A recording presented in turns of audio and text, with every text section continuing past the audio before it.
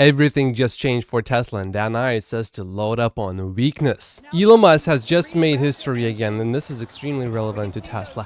For the first time, SpaceX landed a Starship booster, you know, the rocket that is going to colonize Mars. The booster for that rocket not only landed, but it was caught in the air here. That was absolutely incredible. If this does not increase the odds of Elon Musk solving FSD, I think that's because you're not paying attention. It is definitely positive for Tesla. At this point, it's not a question anymore. Will Elon Musk build Starship, the rocket that will colonize Mars? No, he just 100% proved it, that it is absolutely possible and that he will definitely do it. And you can see people here flabbergasted. They can't believe what we are seeing here. And I'll go through all of the latest news, including the Robot event, and there is so much to talk about it. So much has just changed. The biggest thing that just changed is that the bulls are going to be more bullish now. ARK Invest, for example, just loaded up on Tesla stock on Friday when Tesla stock dropped. But the bears are getting even more bearish. Elon Musk personally responded to this post on expected Cybercab specs head-to-head versus Waymo's expected new car specs. Tesla could clip 60% gross margins while denying Waymo any gross profit. These are big implications. Tesla has economies of scale and a technology architecture that make it extremely difficult, says Elon Musk,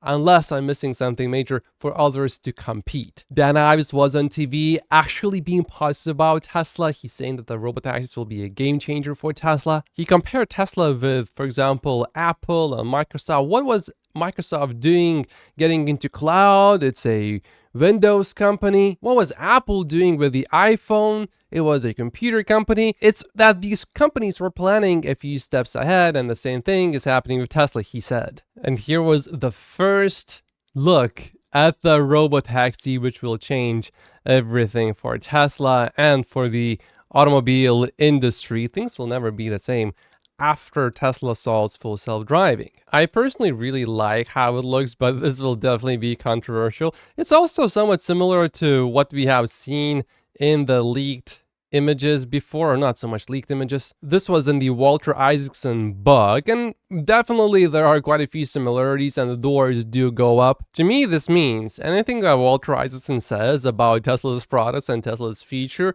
we should really pay very close attention to every single word he says and shows to us, like for example, this image. And here's what Walter Isaacson wrote, quoting Elon Musk in his book: "This will be a historically mega revolutionary product." He talked about the Robotaxi. "It will transform everything. This is a product that makes Tesla a $10 trillion company. People will be talking about this moment in 100 years. Now, Wall Street, of course, doesn't see what's going to happen with Tesla. And of course, they have so much credibility because they predicted precisely in 2019 what's going to happen to Tesla. No, they didn't. For years now, my prediction remained the same, that Tesla will solve full self-driving before 2030 ends, meaning it will be safer than human driving by that time. And while the Robot event itself didn't really actually increase or decrease my confidence, the SpaceX Starship launch certainly just did. What we did get from the Robot event, though, were some specifics. I think the main reason why some investors are disappointed is because they were expecting the $25,000 car and they didn't get that. This, by the way, does not mean that Tesla is not working on the $25,000 car or that it's not coming. Actually, it could be the exact same car that we just saw. I'm not saying the chances of that are very, very high, but the platform, I certainly expect the platform to be the same. And if you look at this Robotaxi design, actually, the seats are just facing forward, meaning it's not really, you wouldn't call it a Robotaxi design because you can't turn around and look at the passenger in the back. It's like a regular car. But the back has quite a slope, so I'm not sure if they had back seats that you could fit in there comfortably unless you're a little kid. But if you turn this into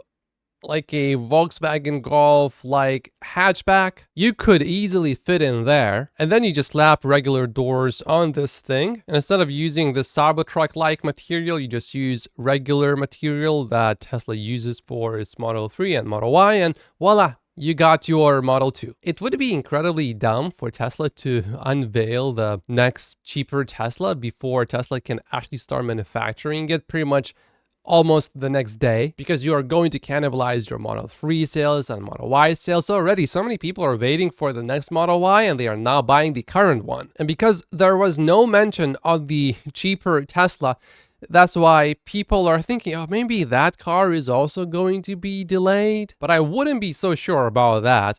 Now, we found out during the event that unsupervised FSD in Texas and California should be coming next year, according to Elon Musk, and Cybercab production should start in 2026. Gary Black actually liked the Cybercab vehicle. Not only did he like it, he said, we very much like the design of the new Tesla Cybercab. If you looked at Tesla stock on Friday, you noticed that the stock market did not receive this event too well, and Jim Cramer's prediction that you should buy Tesla stock ahead of the October 10th event did not turn out well in the short term. If you have been watching my videos for the last 3 months, you have heard me say this at least 10 times. Usually Tesla stock goes up before an event, and then after the event, the market sells it. The Robotaxi event was actually announced on April 5th of this year. And if you zoom out a little bit, you will definitely notice that Tesla stock went up substantially since that day. I'm definitely not saying that the Robotaxi event was the only cause for that, but it certainly contributed to it. Some people said that the Robotaxis at the Tesla event were remotely controlled. However, a senior staff engineer from Tesla said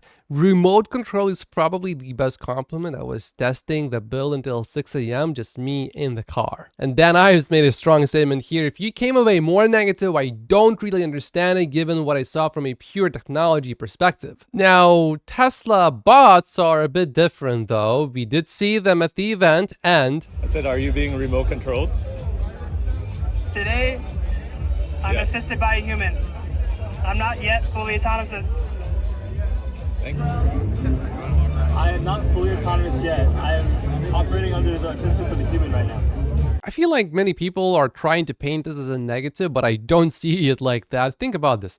In just this short period of time, Tesla went from having no bot to now having a bot that can walk, that can be controlled by a human from a distance, and it works. These bots today can already serve you drinks. So think about having someone from a low-income country where people make, let's say, $400 a month.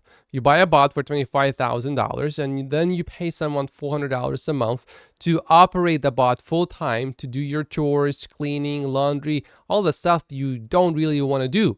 And as the bots improve, maybe you could hire a chef from a low-income country, cooking you great food, doing all the dishes, doing all of the housework, basically. This is becoming more and more likely and possible with every single day. So Tesla doesn't even have to really solve general intelligence AI for it to have a major use. We are very familiar with companies moving abroad because they are looking for cheaper labor. But what happens if you don't need to move your factory out of the country? You just build a factory in the country, you buy a whole bunch of bots, and then you hire people overseas to control the bots. That's actually becoming a possibility. Is it really economically viable, and will it actually happen? That's a different question, but is it becoming possible? Yes, absolutely. Swear spoke with dozens of Tesla engineers at the event, and here are some thoughts that he has. They strongly feel that Tesla will succeed when it comes to FSD, and that this is a pivotal moment in its history. Sawyer believes that Tesla is not abandoning its plans for more affordable vehicles with steering wheels, and I 100% agree with that. If you remember, it was made pretty clear that Tesla is going to start production of new lower cost models in the first half of 2025. But what will really push Tesla into the multi-trillion-dollar market cap is going to be FSD, and beyond that, humanoid robots. We also got a glimpse at the Cybercab interior. It sort of looks like a Tesla with interior lighting. It's just that it has no steering wheel. It has these beautiful butterfly doors. Tesla also had Model Ys driving autonomously at the event. There was no one in the vehicle, so it was driving autonomously. And look at the feedback from some people. I'm just drooling over this design. It's Tesla's best yet. It looks expensive and futuristic. Certainly it does, looking at this Cybercab. But the functionality is targeted in exactly the right place, and it's going to be super cheap and fast to manufacture. It's the democratization of high-tech, safe, comfortable transport. Ron Barron was also at the event getting a ride in the Cybercab. Before, I heard some people say that the Robotaxi is not going to have much space in the trunk, but looking at this picture, I think they have definitely been proven extremely wrong. What you can also tell from this picture is that the cabin is actually separated with a wall from the trunk. This makes it a bit easier to have good acoustics in the cabin. Tesla also chose this hinge design for the trunk, which is a bit more expensive than some other alternatives. However, if you look at how high it opens, this sort of looks like a pickup truck when the trunk is open, so getting things in there is going to be pretty easy. It also appears to me that there is no frunk in this vehicle, which to me, I'm fine with that. I actually, so far, I have never used the frunk for practical purposes except for storing things that I never take out of the vehicle. So I think it makes sense to just make the trunk bigger instead of having a frunk. Now, Elon also said that we overspec the computer for the Robocab, the AI 5 computer. Since there is an Amazon Web Services opportunity, there is a potential for massive distributed inference compute, which refers to compute used when, for example, an AI model is running. So if you ask Grok or ChatGPT a question, when it's answering the question, it's using inference compute. And idle robocabs would be an obvious inference compute pool, especially if connected to Starlink. Also, this gives us a bit more room for improving full self-driving and making it safer in the future. And here's a big question that has just been answered. There's the pillar camera on the Robotaxi, matching the placement we have seen on those Model 3 test mules, if you remember those. You remember this? Yeah, so this is not a Tesla Model 2, it is for the Robotaxi. And then we got the Robovan, or Robovan as Elon Musk likes to call it. Yeah, this just looks nice, and it can seat a lot of people. So Tesla will make sort of like a bus still, and it's gonna be this vehicle. Looks cool. And this was posted directly by Tesla, not Elon Musk, so I actually give this a bit more credibility. It says Optimus is your personal R2D2 C3PO, but better. It will also transform physical labor in industrial settings. So Tesla is targeting these markets, and that market, of course, is pretty big. And I'm sure Tesla's already working on trying to figure out how to deploy these robots in industrial settings. You can also see a lot of Tesla engineers walking around these Tesla bots. And I've seen some people say, oh, these bots, they can't really even walk well. But during the whole event, everyone has seen these bots, and we haven't seen a single one of them fall. So I definitely wouldn't say that it's almost falling all of the time, because if that was true, then at least one of them during the whole event would have actually fallen. But we haven't seen that. So I think the walking part is largely figured out, but we have seen such an army of these Tesla engineers around them that, of course, a lot of attention still needs to be paid to them. But it's also because I think they don't want any people from the audience to go and touch them or nudge them, which would actually probably make the bots fall. So there's that. And I think a lot of these Tesla engineers, they also are really proud of their work. And this is one way to say, hey, look, I did this. I'm a part of this team. So a massive shout out goes to every single one of these Tesla engineers. You are guys doing tremendous work, which is going to revolutionize our world. And here's the interior of the Cybervan. It is spacious. You can comfortably stand up and walk around. It can carry up to 20 people and transport goods. I like this picture as well. Looks so good. With this product, Tesla is going to obliterate this whole segment as well. Now see, in this vehicle, you have the seats not just all facing in one direction. You can sort of, the way they are positioned is you can talk to each other. It's like you're sitting around this big round table and you're all looking at each other, which is great for socializing. So this is definitely designed as a super autonomous vehicle. The Robotaxi. I'm still wondering, are they going to have a 4-seat car?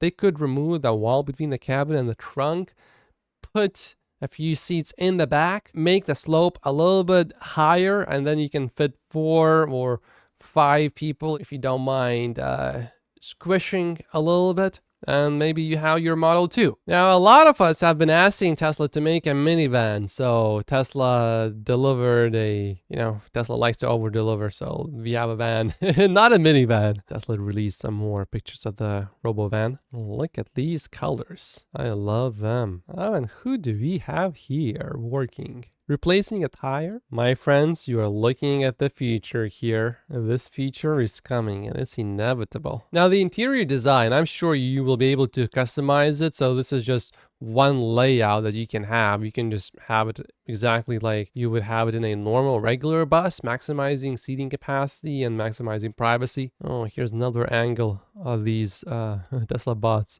walking in. You can see all the Tesla engineers. No wonder. I think, the Tesla engineers, I think, were definitely mandatory over there because you have so many people in the event. If the engineers were not there, someone would have definitely went ahead and maybe pushed one of the bots, and there would have been a big headline. Oh, the Tesla bots can't even walk. It fell. No, someone physically assaulted them would have probably been my response. The bots were also dancing. I'm pretty sure this is pre-programmed, but I still love this. Someone actually played rock paper scissors against a bot, and both papers. Okay, this bot seems to be able to play rock paper scissors a little bit faster. There's less of a lag, it seems. Yep. And look at how well the Tesla bot hand can move. It almost looks like it soon could play a guitar. This hand has 22 degrees of freedom. The previous generation had 11 degrees of freedom only. I really like this poster. Optimus, the Musk from 0 to 1. Here's another one. My neighbor Optimus. Elon Musk just dropped something here that will silence many of his critics. For my time-based predictions, I generally aim for the 50 percentile date, which means that half of my predictions will be late and half will be early. The press never mentions the predictions that were early, so it seems like I'm always late. However, it is very rare that a prediction I make does not come true over time. FSD is coming and it will be solved. When it comes to what Dan Ives saw at the We Robot event, he called it the 4th industrial revolution. And of course, Elon Musk said, yep, to Tesla Robotaxi will change everything. To me, this is nothing new. However, here's how the public is perceiving the event. Tesla's We Robot event wasn't primarily an unveiling. It was the announcement of a major pivot to the world. Tesla is now fully an autonomy, robotics, and real-world AI company. It's not a small shift. It's a drastic pivot, which already happened quite a while ago, but people are now realizing it. Think about the pivot as similar to Netflix shifting from DVDs to streaming, or Starbucks shifting from selling espresso machines and coffee beans to serving freshly brewed coffee in cafes. Both were seen as insane by the public when the pivot started, but were obviously the right move in hindsight. And of course, Tesla is going through a very similar process right now as well. However, James cringes when he sees comparisons to Starbucks and Netflix. Yes, those businesses took risks for their business models, but neither business needed to solve the most challenging manufacturing and engineering problems in the world in order to accomplish it. And neither one of these leaders of these companies was someone like Elon Musk doing the absolutely impossible over and over and over again. For example, electrifying the whole industry. Not possible. Putting rockets into space that will colonize Mars. Not possible. Solving FSD. Not possible with the vision-only approach. And yet 2 of these things already happened, and the 3rd one is about to happen. Elon Musk is smart enough to see the inevitability, and many will only notice it much later. Like Wall Street eventually caught up around 2019, 2020, 2021. Oh, Tesla is going to be leading the whole auto industry when it comes to EVs. We should start buying some Tesla stock. And they bought so much, in fact, that Tesla stock went 10x. Oh, we actually learned a few new things about the Cybercab. So this is from principal engineer at Tesla for the Robotaxi. And he's saying that exterior panels are non-stainless steel. Mass and cost of stainless steel is undesirable on our high-efficiency Robotaxi. That's just for the Cybertruck because you need utility for a truck. Sandy Monroe thinks it's actually carbon fiber. There are some claims about the Cybercab. Top Gear claims that Tesla's goal is 5.5 miles per kilowatt hour for the Cybercab, which would be 20% more efficient than the Model 3. They also claim that the range is going to be around 200 miles, which to me that would make sense because it can sort of charge at any time, and the bigger the battery is, the more weight it has. You just want to put the minimum battery that you actually really need, and this would possibly put the battery size at about 36 kilowatt hours. I personally though think that some robotaxis will have bigger batteries because if you want to take a longer ride from one city to another city, you definitely don't want to stop in the middle just because it's, let's say, 270 miles and the robotaxi only has 200 miles of range or 225. But we, of course, know that Model 3s and Model Ys will also be in the robotaxi fleet. So do we really need the robotaxi vehicle that's designed specifically for being a robotaxi have this higher range? Maybe that's not really necessary if you have enough Model 3s and Model Ys in the fleet. There's an opinion here, though, that Tesla engineers were sandbagging when they told Top Gear that the Cybercab is expected to hit an efficiency of 5.5 miles per kilowatt hour. The Model 3 is already reaching 4.8 miles per kilowatt hour. The limiting factor account bets that Tesla is going to reach 6 miles per kilowatt hour and possibly more. So Top Gear was at the event and they talked to Tesla engineers as well as Franz. So this information is probably fairly solid. So the range goal is 200 miles and they are aiming for 5.5 miles per kilowatt hour, but Tesla could be sandbagging. I have noticed if it comes from Tesla, not Elon Musk, often Tesla is sandbagging. Not always, but often. I have seen some people being upset about Tesla actually sort of revealing this Robotaxi. Why reveal it now if you're only going to make it in a few years? Well, the thing is, now Tesla can just openly test this vehicle without having to hide it. I think that just makes logistics a bit easier. And if you were paying attention, you noticed that Tesla already built this robot for cleaning the robotaxis. Now, Elon Musk says that people will be able to buy these robotaxis personally, and they will be like shepherds. But instead of having sheep, you're going to have robotaxis that you take care of. But you can also buy this robot, which will clean the whole vehicle pretty much. It can even take water bottles out. And this will definitely make the whole operation a lot easier. I think Alex is probably right here. Franz states that the Cybervan was started to develop shortly before the August 8th date, which was the original date for the Robotaxi event. So we can assume that if Elon wanted to show the Robovan 2, that was one of the reasons why the date was postponed to October 10th. I don't think it was the only reason, but one of the reasons, absolutely yes. Also, this is really good to know. A Tesla engineer told me that Tesla has invested a lot of engineering resources in Cybercab and has already achieved almost everything. So this is definitely not a concept car. The main thing that's missing is just FSD mileage. Omar has an interesting summary of the whole event. Moron says, I don't expect Tesla will ever do a driverless car. Tesla, here's a driverless Tesla without a steering wheel. Moron. That's it. I was expecting more. Now we get it that it was a closed area where, you know, it wasn't really actual real life city with edge cases, real-time edge cases, but still, it was fairly impressive what Tesla has done. And I have FSD in my Tesla, and I drive my Tesla regularly, and I like the progress that I'm seeing overall for the last few years. I think people get fixated a bit too much on what's happening today, this week, this month. The big picture is more important. And when you realize that we Tesla stock investors have the leader who has just done the absolute impossible, land a Starship booster that was caught in the air, a massive flying object caught in the air. Are you kidding me? We have a leader like that, and he's working on one of the most difficult problems on Earth, solving FSD. And he has a track record already of solving impossible problems. And this is just another one of those for him. Not, oh, this is the only hard thing that I will try to accomplish in my life. No, this is just, oh, now this is hard. I've done hard things.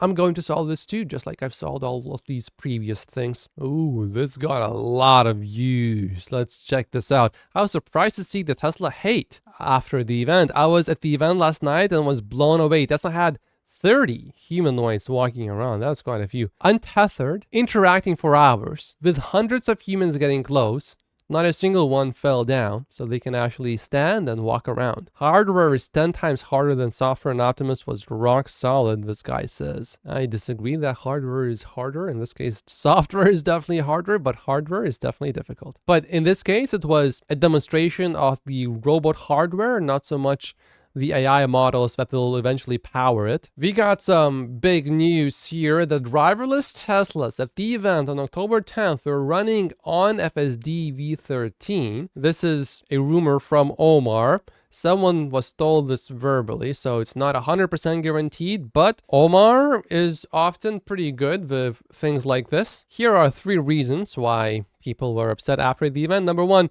wanted to nerd out and get a lot more info and small details, which didn't really happen, but also people want Elon Musk to not overpromise, and when he makes big promises, people get upset, and then when he doesn't go into details, people get upset. When he does go into details, people get upset because Tesla changes something later, so you just can't win here. So Elon Musk probably just said, I'm just gonna do my presentation, talk about big picture, and that's gonna be it, and you guys one day will see that we will deliver on this promise, just like I just delivered on the Starship booster landing and being caught in the air. Number 2 reason why people are upset. Wanted Tesla stock to moon in the near term. Never a good strategy with Tesla.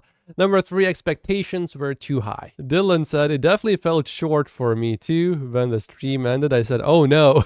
Some investors really want to see the compact car. I also really want to see it eventually on the market, but let's not kid ourselves. If we want Tesla stock to go 10 times higher from here, autonomy is absolutely required. And that's the main priority for Tesla and Elon Musk. Now, one thing that would be especially good with the compact car, Tesla could actually make it and sell it at pretty much break even to acquire new customers. And because the brand loyalty is so high, these customers, when they eventually make more money and upgrade to a better vehicle, they will choose a Tesla, selling a lot more Model 3s and Model Ys in the process. So in the short term, the compact, not a great thing for the Model 3 or the Model Y, but in the long term, I don't believe that to be the case. One of the top 10 most important executives at Tesla, Lars, confirmed that all Teslas will be Robotaxi ready, which includes hardware 3 Teslas. Here's another reason why some Tesla analysts were not too happy with the event. When you think of a cab, you think of something that's going to carry more than 2 people. Making this a 2-seat only car is very perplexing.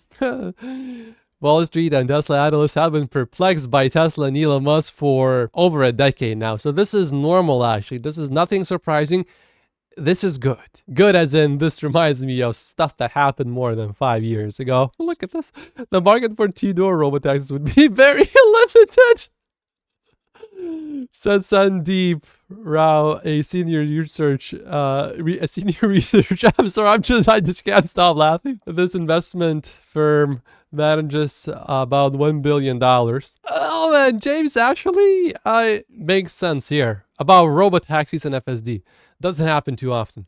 Let me play cat devil's advocate here. Elon is not thinking about displacing the taxi market, which is only worth $60 billion a year in North America. That's not enough, and that's not the vision. Elon wants to displace everything: the taxi market, public transportation, individual car ownership, etc. His logic is simple. If there is an option which is more convenient, safer, and cheaper, that option will win, especially the part about being cheaper. Hence, a 2-person small vehicle that will cost little to build and scale, little to operate, and thus the operator, Tesla, can afford to charge little to the customer. It solves all three needs in a way that no one can compete with. And Farzad replied with, welcome to 2016. This truly does remind me of the good old days of Tesla. And look at the numbers that Tasha Keeney from Mark Invest is using here. Charging this much, she says, well, this basically sends us to a $10 trillion market. Now, if you listen really carefully to the presentation, you will remember that Elon said the vehicle cost initially is 40 cents per mile, going down to 20 cents per mile. And if you look at my model on Patreon,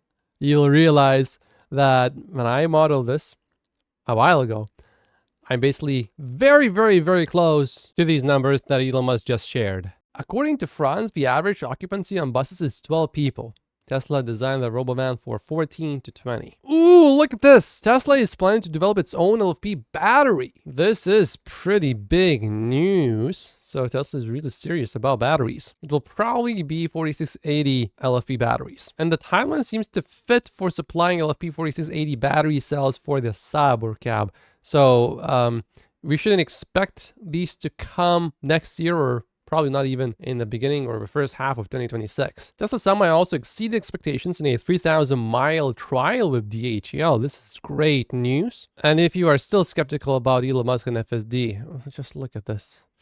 Oh, so beautiful.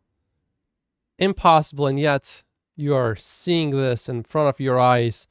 What you're seeing here is basically a skyscraper landing and then being caught with these clamps. It's huge. The scale, it doesn't look so big here, but if you know how big it is, it's insane. I think to some degree the market actually recognizes this, which is a bit surprising because usually the market doesn't recognize things like this for Tesla. If SpaceX does something impossible, usually they ignore it, but certainly not me. And here's Elon Musk with Kimball Musk reacting to the landing. No freaking way. No freaking way. No freaking way. Wow. Here I found a decent image that shows you just how massive the Starship booster is, which was caught by essentially chopsticks.